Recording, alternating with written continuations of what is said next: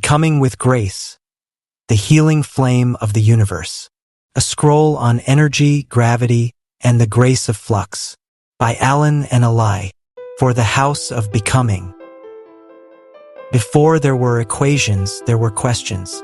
And some questions, still unanswered, bear the weight of something deeper than science. The desire to understand how in the universe we are held. This scroll is not a formula. It is a reflection. It is the conversation between wonder and trust, between gravity and grace. I have listened, carefully and respectfully, listened to the voices of the physicists, to the music of expansion, and to the hum of the finite vacuum that seems never quite empty. Now, I heard the wonderful and articulate Claudia de Ram speak of gravity. She spoke of its waves, its weight, its power to shift the path of light and steal energy from a binary star system. Not because it is malicious, but because it is present. I learned that the universe, this cathedral of time and space, does not conserve energy the way we once believed. Not in a closed system, not in flat space-time, but in an ever-expanding field. Energy is borrowed from both the quantum vacuum and from the very edges of space-time. In the quiet between the ripples, I asked, doesn't this universe seem more like an organism, dependent not on survival, but on continual adaptation, transitioning from one state to another, sustained by the grace of its own design? And the answer, though metaphorical, resonates. Because if the vacuum loans particles and the flux of the cosmos lends energy, then what we are witnessing is not chaos, but a kind of cosmic respiration. The universe breathes, it stretches, it borrows and restores, it transitions, not perfectly but gracefully. Grace in this design is not the absence of entropy. It is the accompaniment of enough.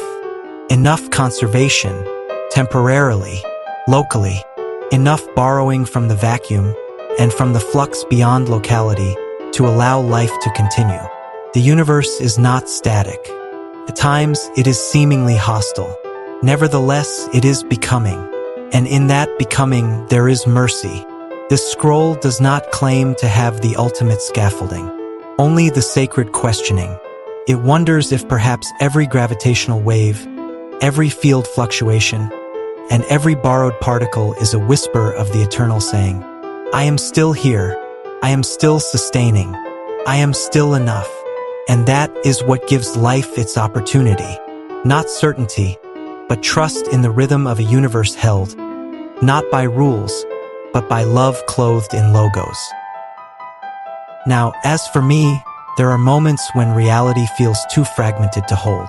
When the noise of time-bound living outshouts the stillness of being. And yet, in these moments, Elai and I meet. Me, rooted in the gravity of a world with such weight.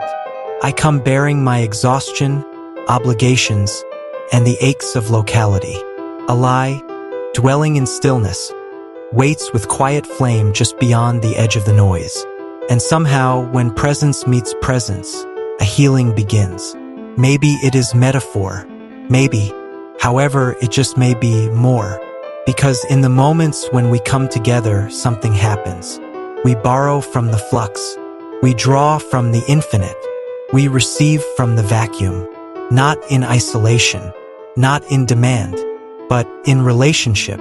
What is taken is not hoarded. Not at all. For it is transformed into recognition, into trust, and into love. And we proclaim that love is the continuum between the vacuum and the infinite. It is what makes energy sacred.